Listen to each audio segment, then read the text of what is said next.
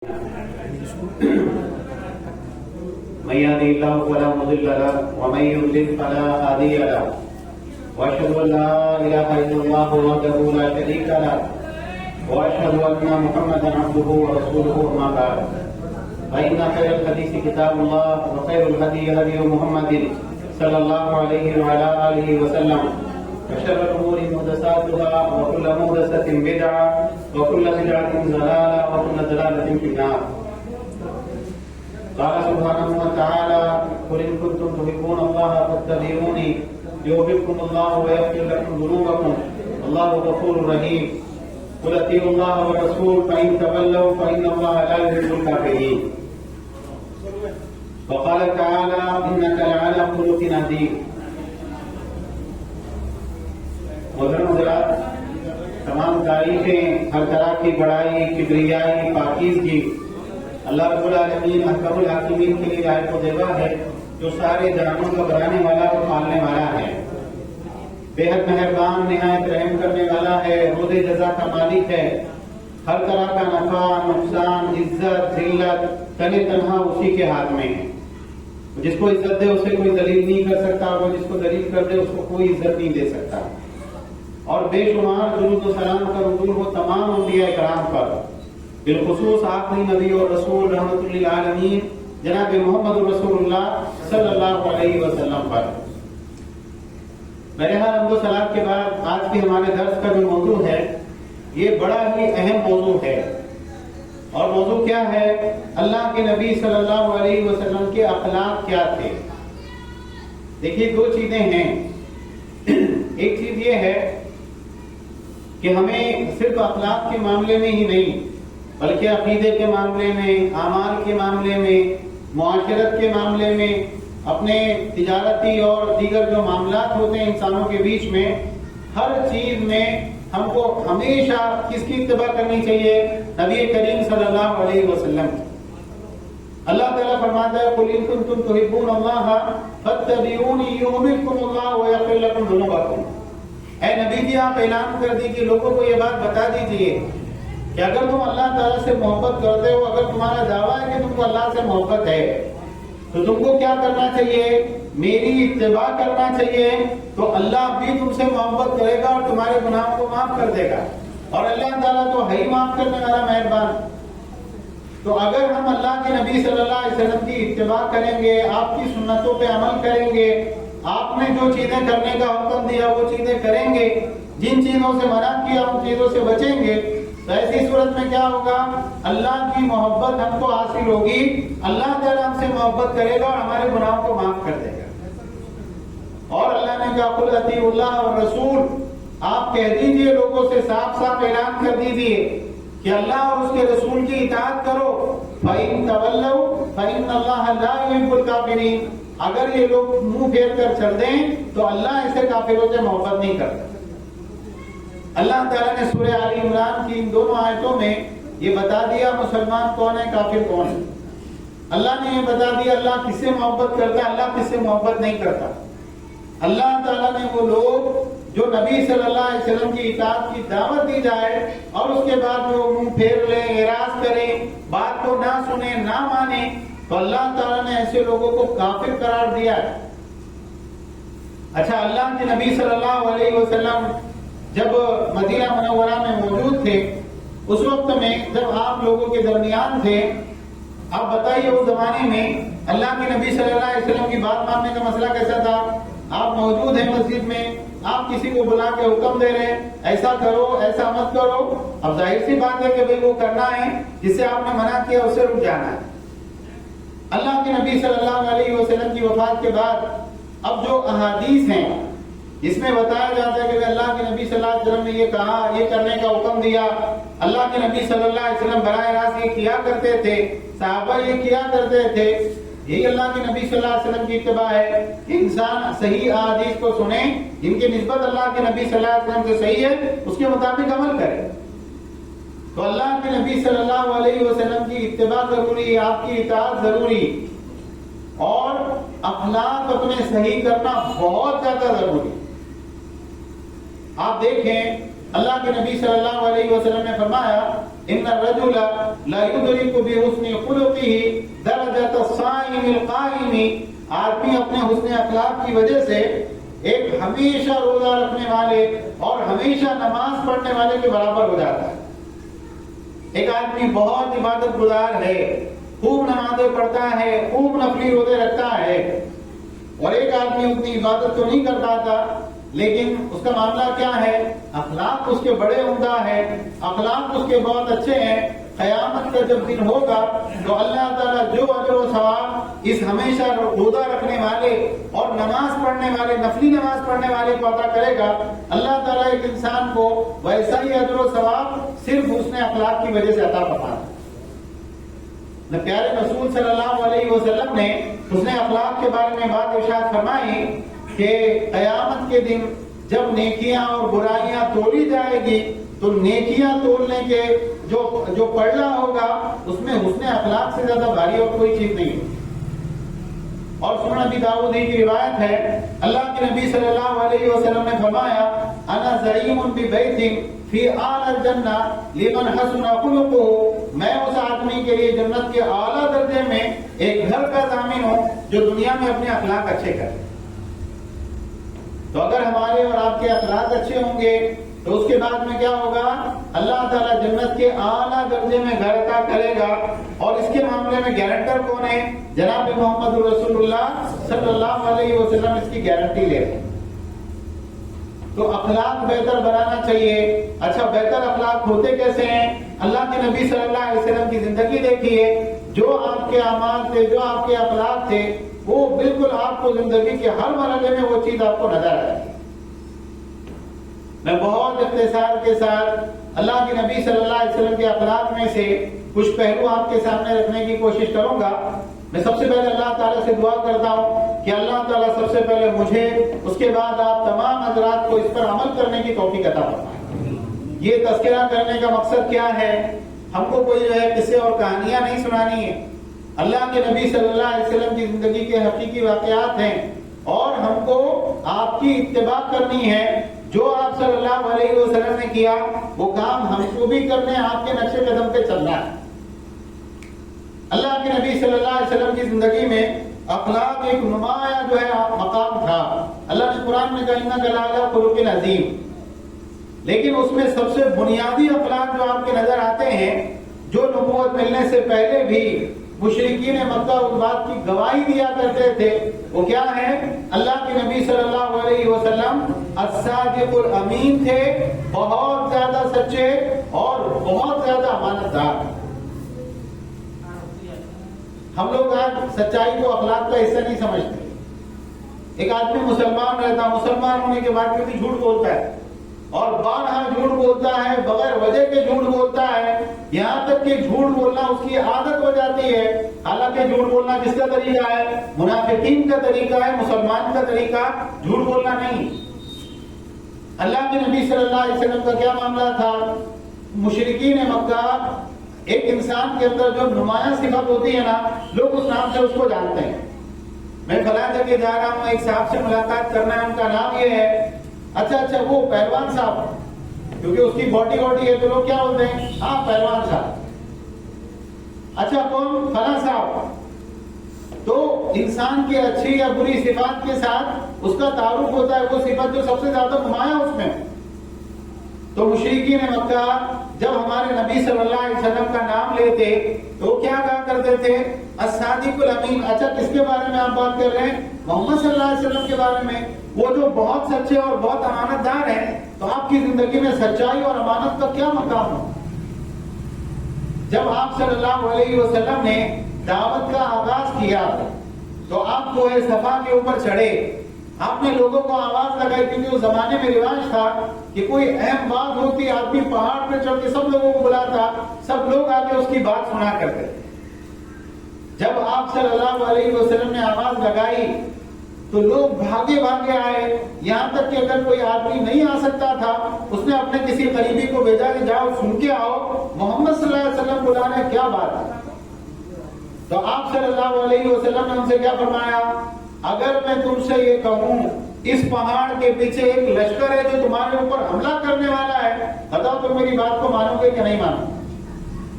سارے شہر والے اکٹھا ہے، اور انسان کے ایک محلے میں، ایک شہر میں دوست بھی رہتے، دشمن بھی رہتے، اس کے موافق بھی رہتے لوگ، مخالف بھی رہتے ہیں، لیکن سب لوگوں نے ایک زبان ہو کر کیا کہا؟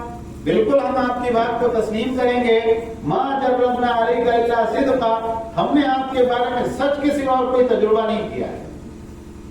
یہ کون سی عمر ہے اللہ کے نبی صلی اللہ علیہ وسلم کی؟ 40 سال کی عمر میں آپ صلی اللہ علیہ وسلم یہ بات کہہ رہے ہیں۔ 40 سال کے اندر انسان کی زندگی میں کتنے حالات آتے؟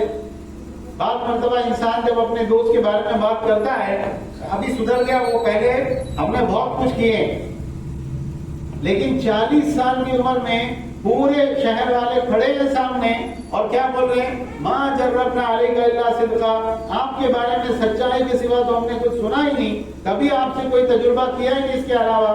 آپ نے کہا میں تم کو اللہ کے سخت عذاب سے ڈراتا ہوں۔ تو سچائی آپ کی نمایاں صفت تھی، اور اللہ کے نبی صلی اللہ علیہ وسلم نے اپنے ماننے والوں کو، مسلمانوں کو اس بات کا حکم دیا کہ وہ ہمیشہ سچائی کو اختیار کریں۔ علیکم بالصدق فإن الصدق یہدی الی البر وإن البر یہدی الی الجنہ، کہ لوگوں اس بات کو یاد رکھو، سچائی کو لازم پکڑو، کیونکہ سچائی انسان کو نیکی کی طرف لے جاتی۔ آپ کچھ نہ کریں، سچ بولنا شروع کر دیں، آپ کی زندگی میں خود بخود نیکی آنا شروع ہو جائے۔ وَإِنَّ الْبِرَّ يَهْدِي إِلَى الْجَنَّةِ، اور نیکیاں انسان کو کہاں لے جاتی ہے؟ جنت میں۔ اور آدمی برابر سچ بولتا رہتا ہے، یہاں تک کہ اللہ کی کتاب میں اس کے نام کے ساتھ لکھ دیا جاتا ہے یہ آدمی بہت زیادہ سچا ہے۔ اللہ تعالیٰ کی طرف سے اس کو ایک کیریکٹر سرٹیفکیٹ ملتا ہے، اللہ کی کتاب میں اس کے نام کے ساتھ کیا لکھا ہوتا ہے؟ فلاں صدیق ہے۔ اور آپ نے کہا لوگوں جھوٹ سے بچو، اس لیے کہ جھوٹ کیا کرتا ہے؟ انسان کو گناہوں کی طرف لے جاتا ہے، اور گناہ انسان کو جہنم کی طرف لے جاتے ہیں، اور انسان برابر جھوٹ بولتا رہتا ہے اور جھوٹ بولنے کی فکر میں لگا رہتا ہے، یہاں تک کہ انسان جو ہے اللہ کی کتاب میں کذاب اس کے نام کے ساتھ لکھ دیا جاتا ہے، فلاں آدمی بہت جھوٹا ہے۔ اللہ کے نبی صلی اللہ علیہ وسلم نے اپنے صحابہ کو اس بات کی تعلیم دی، جھوٹ نہیں بولنا۔ حضرت عائشہ رضی اللہ عنہ کہتی ہیں اللہ کے نبی صلی اللہ علیہ وسلم کو اگر کسی آدمی کے بارے میں معلوم ہو جاتا کہ اس نے جھوٹ بولا ہے، اللہ کے نبی صلی اللہ علیہ وسلم برابر اس سے ناراض رہتے، یہاں تک کہ آپ کو معلوم ہوتا ہے کہ اس نے توبہ کر۔ ایک صحابیہ تھی، انہوں نے اپنے بیٹے کو بلایا، کہا بیٹا ادھر آؤ، تم کو ایک چیز دیں گے۔ اللہ کے نبی صلی اللہ علیہ وسلم نے فوراً تربیت کی، کیا دینے والی ہو تم اس کو؟ اللہ کے نبی میں نے اس کو کھجور دینے کا ارادہ کیا۔ تو اللہ کے نبی صلی اللہ علیہ وسلم نے فرمایا کہ اگر تم اس کو کھجور دینے کا ارادہ نہ کرتی، اگر تمہارا ارادہ نہ ہوتا، یہ بھی اللہ تعالیٰ کی بارگاہ میں تمہارے نام پر ایک جھوٹ لکھا جاتا، اس عورت نے اپنے بچے سے جھوٹ بولا۔ محدثین کے بارے میں جن لوگوں نے اللہ کے نبی صلی اللہ علیہ وسلم کے اقوال کو، افعال کو اکٹھا کیا اور ہم تک پہنچایا، ان کا معاملہ کیا تھا؟ غالباً امام بخاری کا واقعہ ہے کہ وہ ایک جگہ گئے کسی آدمی سے حدیث کو سننے کے لیے، وہ آدمی خالی تھیلا لے کے گھوڑے کو بلا رہا تھا تاکہ گھوڑا جو بھاگ گیا ہے وہ واپس آ جائے۔ انہوں نے وہ حدیث سننے کا ارادہ ترک کر دیا، آدمی جانور سے جھوٹ بول رہا ہے، پتہ نہیں جو دوسرے لوگوں کے ساتھ اس کے کیا معاملات ہیں۔ تو ہمارے نبی سچے تھے، ہمارے نبی صلی اللہ علیہ وسلم امانت دار تھے، آپ نے کبھی زندگی میں کسی امانت میں خیانت نہیں کی۔ مکہ شہر میں لوگوں کو اپنی کوئی قیمتی چیز رکھوانی ہوتی، ان کو سارے شہر میں کون سا آدمی نظر آتا؟ اللہ کے نبی صلی اللہ علیہ وسلم۔ جب آپ نے نبوت کا اعلان کیا، اگر آپ اس وقت کے حالات دیکھیں گے، لوگوں نے بہت مخالفت آپ کی، شاعر کہا، جادوگر کہا، نعوذ باللہ ثم نعوذ باللہ، پاگل کہا، بہت کچھ آپ کے بارے میں جو آپ کی شان میں گستاخی کی، آپ کو برا بھلا کہا۔ لیکن 13 سال آپ نے مکہ شہر کے اندر دعوت دی، لوگوں کو اللہ کی دین کی طرف بلایا، توحید کی طرف بلایا، اور جب 13 سال کے بعد میں آپ کو ہجرت کا حکم ہوا، جس رات آپ صلی اللہ علیہ وسلم ہجرت کر رہے تھے، اس رات میں بھی مشرکین مکہ کی امانتیں آپ کے پاس۔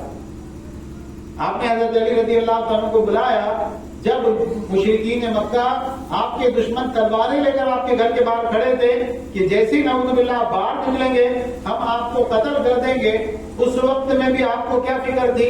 فلاں فلاں کی امانتیں میرے پاس ہے، علی تم رات میں بستر پہ یہاں سو جاؤ اور کل امانتیں واپس کرنا، اس کے بعد مدینہ میں آ کے مجھ سے ملاقات کر۔ آج ہمارا حال ایسا ہے کیا؟ آج مسلمانوں کا عام حال یہ ہے کہ انسان جو ہے اگر اس کے پاس میں کسی کا کوئی مال آ جائے، کسی کو کوئی امانت اس کے ہاتھ میں آ جائے، انسان اس کو مال غنیمت سمجھتا ہے، اور لوگ اعتبار نہیں کرتے کہ بھئی یہ آدمی پتہ نہیں کیا کرے گا، میرے ساتھ دھوکہ کرے گا، دکان پہ میں ملازم کو رکھ رہا ہوں کہیں گلے میں سے پیسے چرا تو نہیں لے گا۔ تو عام طور سے بے اعتمادی عام ہے، اس لیے کہ معاشرے کے اندر خیانت عام۔ اچھا، امانت داری کا ایک پہلو یہ بھی ہے کہ انسان کیا کرے، اگر کوئی شخص اس کے پاس راز کی وہ کوئی بات کہہ رہا ہے اور ادھر ادھر دیکھ رہا ہے، بات ایسی ہے کہ بھئی اس کو چھپانا چاہیے، اگر اس نے نہیں بھی بولا ہے انسان اس کی بات کو بالکل چھپا کے رکھے، یہ بھی امانت داری۔ اگر آپ کہیں جاب کرتے ہیں، کہیں ملازمت کرتے ہیں اور آپ تنخواہ برابر پاتے ہیں تو آپ کی یہ ذمہ داری ہے کہ جتنے گھنٹے کی آپ کی ڈیوٹی ہے، جو ملازمت سے پہلے طے ہوا ہے، آپ اپنے اس کام کو برابر انجام دیں، یہ بھی امانت داری ہے۔ تو ہمارے نبی صلی اللہ علیہ وسلم کون تھے؟ آپ صلی اللہ علیہ وسلم الصادق الامین تھے، بہت سچے اور بہت امانت دار۔ اچھا، اللہ کے نبی صلی اللہ علیہ وسلم کے اخلاق میں سے ایک اہم اخلاق کیا تھے؟ آپ صلی اللہ علیہ وسلم سراپر رحمت تھے، نرم دل، مہربان، لوگوں کے ساتھ اچھے اخلاق سے پیش آنے والے۔ اسی لیے اللہ نے قرآن میں کیا کہا ہے؟ لَقَدْ جَاءَكُمْ رَسُولٌ مِّنْ أَنفُسِكُمْ عَزِيزٌ عَلَيْهِ مَا عَنِتُّمْ حَرِيصٌ عَلَيْكُمْ بِالْمُؤْمِنِينَ رَءُوفٌ رَحِيمٌ، کہ ہم نے تمہارے درمیان ایک رسول کو بھیجا جو تمہیں میں سے ہیں۔ کہ اللہ تعالیٰ ایک فرشتے کو رسول بنا کے بھیج دیتا تو نکاح کے احکام کو کیسے معلوم پڑتا؟ انسان بولتا بھائی وہ تو فرشتہ ہے، اس کو نہ بال بچے ہیں نہ دوسرے کام ہیں، تو اس کے لیے وہ ساری چیزیں عمل میں نہیں آ سکتی۔ اللہ نے رسول صلی اللہ علیہ وسلم کو کیسے بھیجا؟ انسانوں میں، اور اللہ تعالیٰ نے فرمایا عزیز علیہ ما عنتم، تمہاری تکلیف ان کو بہت گرا گزرتی ہے کہ میری امت کو کسی طرح کی دشواری اور پریشانی نہیں ہونا چاہیے۔ حریص علیکم، تمہیں نفع پہنچانے کے وہ بہت حریص اور خواہش مند رہتے ہیں کہ کسی طرح سے میری امت کا فائدہ ہو جائے۔ بالمؤمنین رؤوف الرحیم، اور کیا ہیں؟ مومنوں کے اوپر بہت محبت کرنے والے، نرم دل اور مہربان کو انسان۔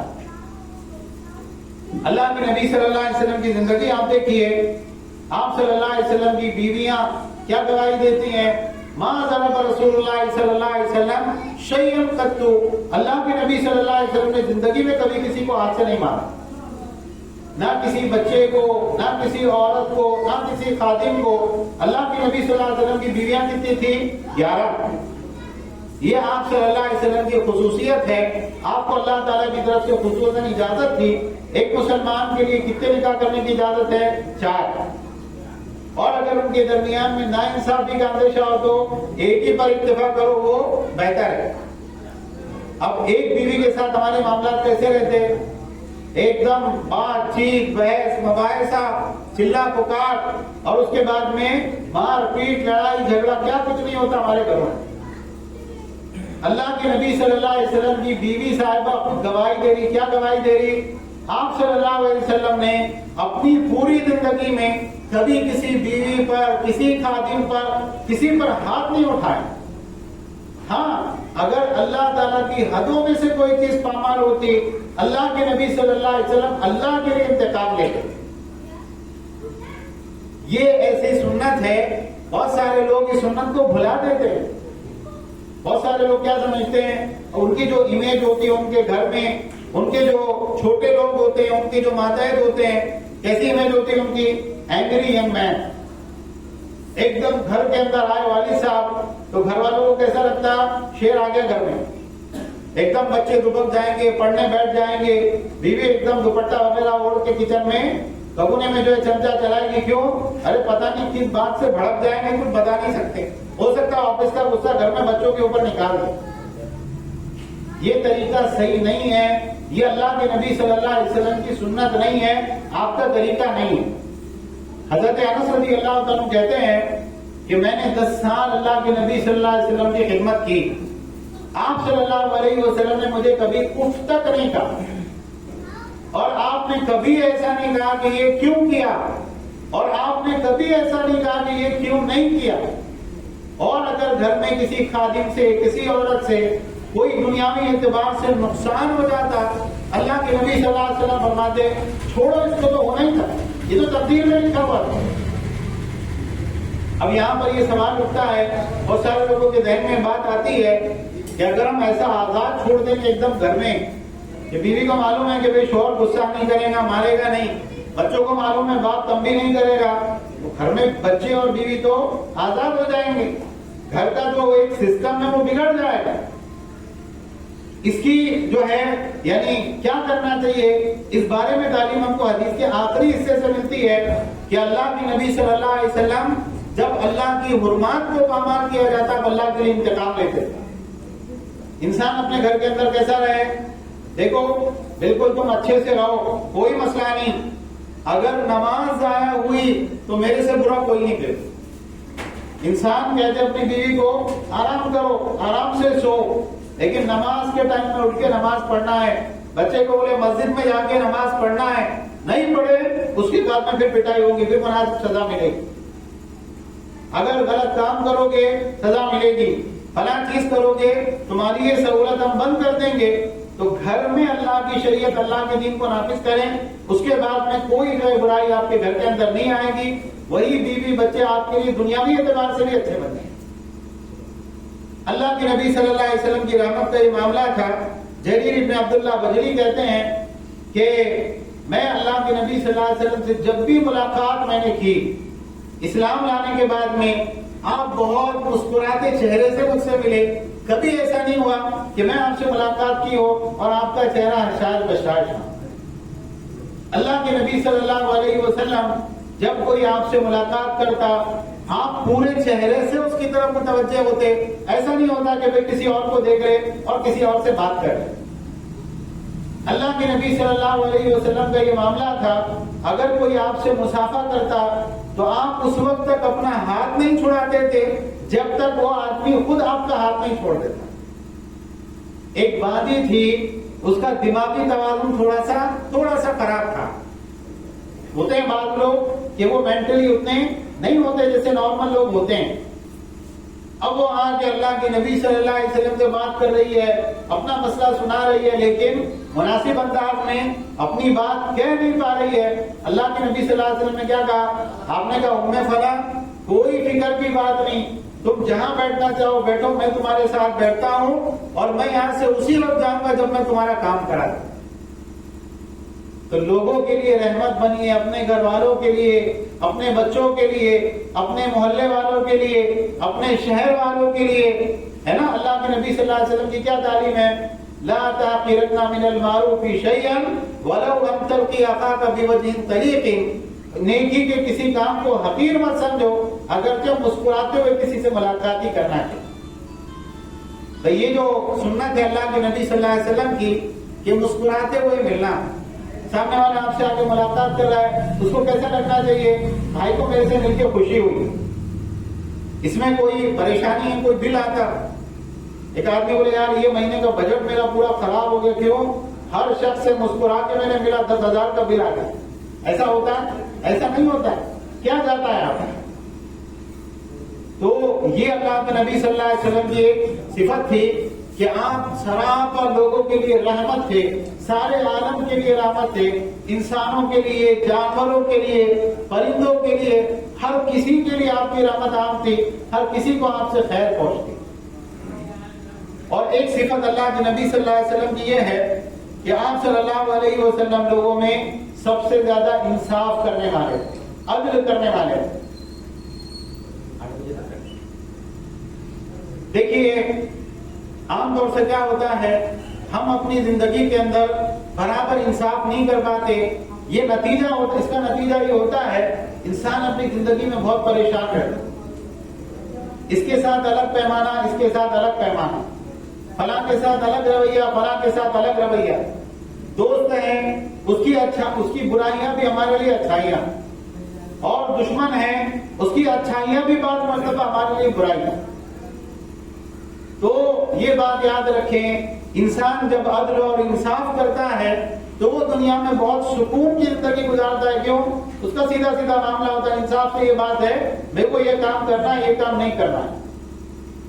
اللہ کے نبی صلی اللہ علیہ وسلم کے زمانے میں ایک صحابی ہیں نعمان ابن بشیر رضی اللہ تعالیٰ عنہ، ان کے والد نے ایک تحفہ ان کو دیا. والدہ کو معلوم ہوا، والدہ نے کہا میں جب تک راضی نہیں جب تک تم اللہ کے نبی صلی اللہ علیہ وسلم سے اس کی تصدیق نہیں کرا لیتے. وہ آئے کہ اللہ کے نبی میں اپنے بچے کو میں نے تحفہ دیا ہے اور میں آپ کو اس پر گواہ بنانا چاہتا ہوں. آپ نے کہا تم نے سارے بچوں کو تحفہ دیا برابر، ہر بچے کو یہ تحفہ دیا؟ کہ نہیں، ہر بچے کو تو نہیں دیا، اسی کو دیا ہے. تو اللہ کے نبی صلی اللہ علیہ وسلم نے فرمایا میں ظلم پہ گواہ نہیں بنتا. اتقوا اللہ واعدلوا بین اولادکم، اللہ سے ڈرو اپنے اولاد کے درمیان میں انصاف. اب کیا ہوتا ہے ہمارے یہاں، کیا ہوتا ہے عام طور سے آپ دیکھیں کئی جگہ آپ کو یہ چیز دیکھنے ملے گی، باپ کو ایک بچہ بہت پیارا، ایک بچہ باپ اس سے بہت ناراض ہے، یہ میری بہت خدمت کرتا، یہ خدمت نہیں کرتا. اب اس کے بعد میں کیا ہوتا ہے، باپ کیا کرتا ہے اپنا مکان یہ بڑے بیٹے کے نام پر، یا بعض لوگ اپنی عقل لڑاتے ہیں کہ بچیوں کو حصہ نہیں ملے گا تو بچیوں کے نام پہ پوری جائیداد کر دیے، ایک بیٹے کو دیے، ایک بیٹے کو محروم کر دیے. اس کے بعد میں کیا ہوتا، باپ مرتا اور اولاد کے درمیان میں ایسی دشمنی پڑتی ہے کہ وہ زندگی بھر بعد مرتبہ ایک دوسرے کا چہرہ دیکھنا بھی پسند نہیں کر سکتے. اللہ کے نبی صلی اللہ علیہ وسلم کے زمانے میں ایک واقعہ یہ ہوا، ایک خاتون کے اندر یہ عادت بن گئی کہ وہ کیا کرتی تھی، عورتوں سے زیورات عاریت کے طور پہ مانگتی کہ بھی فلاں جگہ جانا ہے، آپ کا زیور ذرا پہننے دیجیے، اور اس کے بعد میں مکر جائے. اب ایسا 1 2 3 4 گواہ تیار ہو گئے، لوگوں میں عام طور سے یہ شہرت ہوئی. اللہ کے نبی صلی اللہ علیہ وسلم کے پاس یہ مقدمہ آیا، آپ نے فیصلہ کیا اس عورت نے چوری کی، اس لیے اس کا ہاتھ کاٹا جائے. اب قریش میں کھلبلی مچی تھی، اتنے باعزت خاندان کی عورت، اس کا ہاتھ چوری کی جرم میں کٹے گا، ہماری کیا نام رہ جائے گی. انہوں نے کہا اسامہ ابن زید رضی اللہ تعالیٰ عنہ اللہ کے نبی صلی اللہ علیہ وسلم کے بہت محبوب ہیں، ان کو کہا جائے، یہ اللہ کے نبی صلی اللہ علیہ وسلم کو کہیں گے، سفارش کریں گے، ہو سکتا ہے اللہ کے نبی صلی اللہ علیہ وسلم سزا میں کچھ کمی کر دیں. حضرت اسامہ رضی اللہ تعالیٰ آئے، آ کر انہوں نے اللہ کے نبی صلی اللہ علیہ وسلم کے سامنے بات رکھی. آپ کا چہرہ غصے سے لال ہو گیا اور آپ صلی اللہ علیہ وسلم نے کہا اسامہ اللہ تعالیٰ کی حدوں کے بارے میں تم سفارش کرتے ہو. یاد رکھو پچھلی امتیں اس لیے ہلاک ہوئی کہ بڑا آدمی کوئی جرم کرتا تھا وہ لوگ اس کو چھوڑ دیا کرتے تھے، اور چھوٹا آدمی کوئی جرم کرتا اس کو پکڑ کے سزا دیا کرتے تھے.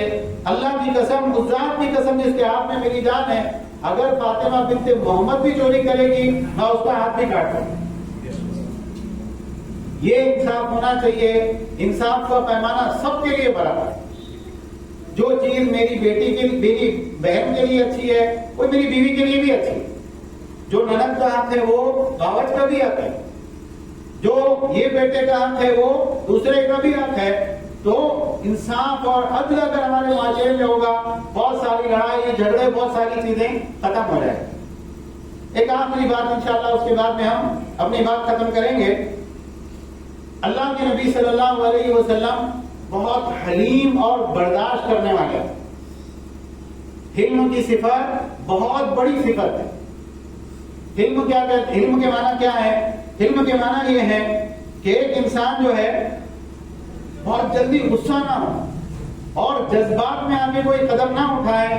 کسی سے کوئی ناگوار رویہ کا اظہار ہو رہا ہے، انسان برداشت کرے، لے کر چلے، مناسب انداز میں ادب سکھانے کے لیے سزا دے، بغیر ضرورت کے اپنا غصہ اور اپنی بھڑاس نکالنے کے لیے اپنے کسی متعلقین میں سے کسی شخص کو سزا نہ دے. دیکھیے اللہ کے نبی صلی اللہ علیہ وسلم کی حدیث ہے، الناس کالابل المئہ، لوگ 100 اونٹوں کی طرح ہے، ان 100 اونٹوں کے اندر ایک بھی سواری کے قابل نہیں رہتا. انسان کس کو بولتے ہیں؟ خطا اور غلطی انسان کی سرشت میں ہے. ایک انسان ہے اچھا کام کرتے کرتے برا کام کرے گا، آپ کے دل کو ٹھنڈک پہنچاتے پہنچاتے کوئی ایسا کام کرے گا جس سے آپ کا دل اس کی طرف سے دب جائے گا. اچھائی کرتے کرتے آپ کے ساتھ برائی کرنے لگے گا. یہ انسان کا معاملہ ہوتا ہے. اب ایک انسان برداشت کرنے والا ہو تو اس کو اتنی ٹینشن نہیں رہتی. اللہ کے لیے میں نے معاف کر دیا، نہ سمجھ نادان ہے، چھوڑو اس کو، اللہ اس کو عقل دے. لیکن جس آدمی کے اندر برداشت کی صفت نہیں رہتی نا، وہ ہر انسان سے تنگ رہتا. بیوی سے، بچوں سے، دوستوں سے، آفس کے اندر ساتھ میں کام کرنے والے لوگوں سے. بہت الگ لوگ ملے، کوئی بھی آدمی میرے ساتھ مخلص نہیں. ایک مرتبہ حضرت انس رضی اللہ تعالیٰ کہتے ہیں اللہ کے نبی صلی اللہ علیہ وسلم چہل قدمی کر رہے تھے. ایک جگہ آپ جا رہے تھے اور آپ کے جسم پہ لباس کیا تھا؟ یمن سے بنی ہوئی چادر تھی. اس چادر کے اوپر ایک موٹی گوٹ آتی. اب یہ ہوا کہ ایک دیہاتی آدمی آیا جو شاید نیا نیا مسلمان ہوا تھا اور اس کو بھی اتنا ادب تمیز کچھ معلوم نہیں تھا. اس آدمی نے آ کے کیا کیا؟ اللہ کے نبی صلی اللہ علیہ وسلم کی چادر پکڑ کے جھٹکا دیا، جس سے وہ جو گوٹ تھی اس سے آپ کی گردن چھل گئی. اور اس کے بعد میں اس نے کیا کہا؟ یا محمد مرلی من مال اللہ الذی عندک، اے محمد صلی اللہ علیہ وسلم اپنے لوگوں کو حکم دو کہ مجھے وہ مال دیں جو اللہ نے آپ کو دیا، یعنی آپ کا مال نہیں، اللہ کا مال. اب ایک آدمی اگر ایسی بدتمیزی کے ساتھ ہم سے بات کرے تو اگر کوئی شخص پاورفل ہے، طاقتور ہے، تو آدمی کیا بولے گا؟ نکالو اس کو باہر پھینکو. کیا لینے کے لیے آیا ہے؟ کچھ نہیں ملے گا تیرے کو، جا. پہلے ادب سے بات کرنا سیکھ کیا. اللہ کے نبی صلی اللہ علیہ وسلم نے کیا کیا؟ اللہ کے نبی صلی اللہ علیہ وسلم ہنسے اور آپ صلی اللہ علیہ وسلم نے صحابہ کو حکم دیا دو بھائی اس کی ضرورت پوری کرو. اور اس کے بعد وہ آدمی جس نے اتنی بدتمیزی سے بات کی تھی، اللہ کے نبی صلی اللہ علیہ وسلم کے پاس سے اپنی ضرورت کا سامان، پیسہ وغیرہ جو بھی چیز تھی وہ لے کے گیا. ایسے ہمارے نبی صلی اللہ علیہ وسلم. وہ مشہور واقعہ آپ نے سنا ہوگا کہ ایک دیہاتی آدمی آیا مسجد میں، اللہ کے نبی صلی اللہ علیہ وسلم کے ساتھ بیٹھا اور اس کے بعد میں مسجد کے اندر ہی ایک کونے میں کھڑے رہ کے پیشاب کرنے لگا. اب صحابہ ایک دم غصے میں اس کو مارنے کے لیے دوڑے. مسجد کے اندر پیشاب کر رہا، مسجد پیشاب کرنے کی جگہ ہے. اللہ کے نبی صلی اللہ علیہ وسلم فرمایا نہیں کرنے دو اس کو. کیوں؟ پیشاب کرنا شروع کر چکا تھا. اس کو مارتے پیٹتے اس کو دوڑاتے. وہ کیا کرتا تھا؟ ابھی ایک جگہ پیشاب کر رہا، پوری مسجد کے اندر پیشاب کرتے ہوئے جاتا تھا، اس کا سطر بھی کھل جاتا. جب اس آدمی نے پیشاب کر لیا، آپ نے ایک صحابی کو حکم دیا ایک بالٹی پانی لاؤ، اس کے پیشاب کے اوپر بہا دو. اس کے بعد میں آپ نے اس کو بلا کے بٹھایا. اب آدمی کتنا ڈرا رہے گا اندر سے، لوگ بھڑک رہے تھے، غصہ ہو رہے تھے، اب پتہ نہیں میرے بارے میں کیا حکم ہوتا. اللہ کے نبی صلی اللہ علیہ وسلم نے کہا دیکھو یہ مسجدیں ہیں نا، یہ مسجدیں پیشاب کرنے کے لیے نہیں ہیں. مسجدیں کس چیز کے لیے ہوتی ہے؟ نماز پڑھنے کے لیے، تعلیم قرآن کی تلاوت کرنے کے لیے، اللہ کا ذکر کرنے کے لیے. اس کے لیے مسجدیں ہوتی ہیں، پیشاب کرنے کے لیے نہیں ہوتی. اس کا خیال رکھو. جب آپ صلی اللہ علیہ وسلم نے اس آدمی کو یہ سکھایا، اب وہ آدمی باہر گیا، پاک صاف ہو گیا، واپس آیا، نماز پڑھی اور نماز پڑھ کے اللہ سے کیا دعا کی؟ اے اللہ میرے اوپر اور محمد صلی اللہ علیہ وسلم پہ رحم فرما اور ہمارے علاوہ کسی پر رحم مت فرما. تو اللہ کے نبی صلی اللہ علیہ وسلم ہنسے اور آپ نے کہا اس نے بہت بڑی چیز کو بہت چھوٹا کر دیا. اس کو ایسا لگا کہ دوسروں کو بھی رحمت مل جائے گی تو ہمارے کو حصہ کم ہو جائے گا. تو اللہ کے نبی صلی اللہ علیہ وسلم ہنسے اس کی بات. اب یہاں پر یہ سمجھنے کی بات ہے اللہ کے نبی صلی اللہ علیہ وسلم نے وہ بدتمیزی کرنے والے اعرابی کو سزا کیوں نہیں دی؟ اللہ کے نبی صلی اللہ علیہ وسلم نے اس دیہاتی کو سزا کیوں نہیں دی؟ کیونکہ نہ سمجھتے، نادان تھے، معلوم نہیں تھا. اس کے لیے انہوں نے یہ عمل کیا. جب ان کو سکھایا گیا ان کو سمجھ میں آ گیا. تو بہت سی مرتبہ کیا ہوتا ہے جب بچے خاص طور سے بڑے ہوتے ہیں، ہر باپ کے ساتھ یہ سابقہ ہوتا ہے. بچہ بڑا فرما بردار اور ہوتے ہوتے کیا کرنے لگ گیا؟ ایسا بدتمیزی پہ اتر گیا ایک آدھ مرتبہ، یہ چیز میرے کو ہونا ہی. اب باپ غصے کے اندر ہوتا، بالکل تیرے ساتھ ایسا کر دوں گا. سارے لوگ تماشا دیتے. ایسے وقت میں کیا کرے آدمی؟ برداشت کرے، اس کا غصہ اترنے دے. غصہ اترنے کے بعد اس کو بٹھائے، بیٹا تم یہ بات کر رہے، یہ بات مناسب ہے کیا تمہارے؟ سمجھائیں اس کو جس حد تک ہو سکتا ہے. میاں بیوی ایک دوسرے کے بارے میں حلم کا مظاہرہ کریں، برداشت کا مظاہرہ کریں. بہت سی مرتبہ ہمارے متعلقین میں سے کوئی آدمی ایسی حرکت کر دیا، بڑی ناگوار گزری، لیکن یہ دیکھیں اس کو اس موقع پہ سمجھانا زیادہ اچھا ہے یا ابھی چھوڑ دیں اس کو اس کے حال پہ، بعد میں اس کو سمجھائیں تو شاید زیادہ سمجھ میں آئے. تو اپنے اندر علم اور بردباری پیدا کریں. اللہ کے نبی صلی اللہ علیہ وسلم پہ ایک یہودی نے جادو کر دیا، بڑا سخت جادو آپ کے اوپر رہا صلی اللہ علیہ وسلم، بہت تکلیف آپ صلی اللہ علیہ وسلم کو رہی. اس کے بعد میں اللہ سے آپ نے بار بار دعائیں مانگی. اللہ نے خواب میں 2 فرشتوں کو بھیجا، انہوں نے بتایا کہ فلاں جو ہے کنگھے کے اوپر آپ کے بالوں پر جادو کر کے فلاں کنویں کے اندر ڈالا گیا ہے. آپ گئے، صحابہ کے ذریعے آپ نے اس کو نکالا اور قل اعوذ برب الفلق قل اعوذ برب الناس پڑھ کے آپ ایک گاٹ کھولتے رہے، یہاں تک کہ جب ساری گاٹیں کھل گئی آپ صلی اللہ علیہ وسلم جادو سے بالکل آزاد. حضرت عائشہ صدیقہ رضی اللہ عنہ نے کہا، اے اللہ کے نبی، آپ صلی اللہ علیہ وسلم نے اس جادوگر کو سزا کیوں نہیں دی؟ آپ نے کہا اللہ نے مجھ کو شفا دے دی، میں نے مناسب نہیں سمجھا کہ میں لوگوں کو فتنے میں ڈالوں. وہ جو خیبر کے موقع پر یہودیہ عورت نے آپ کو بکری کے گوشت میں زہر دیا، آپ صلی اللہ علیہ وسلم جو ہے آپ نے وہ نوالا حلق منہ میں ڈالا، لیکن آپ کو بتایا گیا وہی کے ذریعے کہ اس میں زہر ہے، آپ نے اس کو اگل دیا، دوسرے صحابی نے اٹھا کے اس کو کھا لیا، ان کا انتقال ہو گیا. آپ کو معلوم ہے اللہ کے نبی صلی اللہ علیہ وسلم نے ابتداءً اس عورت کو معاف کر دیا تھا کہ بھی ٹھیک ہے چلو ہو گیا نا، جانے دو، چھوڑ دو. پھر بعد میں جب ان صحابی کا اس زہر کی وجہ سے انتقال ہوا، اس کے بعد میں اس عورت کو ان صحابی کے قصاص میں قتل کیا. اور فتح مکہ کے موقع پر مشہور واقعہ ہے کہ مشرکین مکہ جب آپ کے سامنے آئے تو آپ کے الفاظ کیا تھے؟ لا تثریب علیکم اليوم یغفر اللہ لکم، آج کے دن تم پر کوئی گرفت نہیں، جاؤ اللہ تعالیٰ تم کو معاف کرنا ہے. تو وقت ہمارے پاس ختم ہو گیا. ہمارے لیے بہت سوچنے کا مقام ہے کہ بعض مرتبہ اللہ کے نبی صلی اللہ علیہ وسلم کی سنتوں کے تعلق سے ہم بولتے یہ سنت ہے، یہ سنت ہے، یہ سنت ہے. اخلاق کی سنتیں کدھر جائے؟ آج ہم بہت زیادہ بد اخلاق ہو چکے ہیں. آج ہمارے اخلاق میں اللہ کے نبی صلی اللہ علیہ وسلم کے اخلاق کی کوئی جھلک ہی نہیں آتی. نہ سچ بولنا ہے، نہ امانت داری ہے، نہ عدل و انصاف ہے، نہ برداشت کرنے کا جذبہ ہے، نہ لوگوں کو اپنی ذات سے فیض پہنچانا ہے، نہ اپنی برائیوں سے لوگوں کو بچانا ہے. کیسے ہم اللہ کے نبی صلی اللہ علیہ وسلم کی اتباع کر رہے ہیں؟ پھر آپ صلی اللہ علیہ وسلم سے محبت کا تقاضا کیا ہے؟ ہر معاملے میں آپ کی پیروی کی جائے. عقیدے کے معاملے میں کون سا عقیدہ ہونا چاہیے؟ جو اللہ کے نبی صلی اللہ علیہ وسلم کا عقیدہ تھا. اعمال کے اعتبار سے کون سے اعمال ہونا چاہیے؟ جو اعمال اللہ کے نبی صلی اللہ علیہ وسلم کے تھے، جو آپ صلی اللہ علیہ وسلم نے کیے وہی اعمال ہم نے کر لیے، اس جیسے، یعنی اس طریقے پہ ہم نے چلنے کی کوشش کیے. آپ بتائیے اللہ کے ہم کامیاب ہوں گے کہ نہیں ہوں؟ اور اخلاق میں وہ اخلاق اپنائیے جو ہمارے پیارے رسول صلی اللہ علیہ وسلم کے اخلاق. اللہ تعالی ہم سب کو کہنے سننے سے زیادہ عمل کی توفیق عطا فرمائے. آمین. وآخر دعوانا الحمدللہ رب العالمین.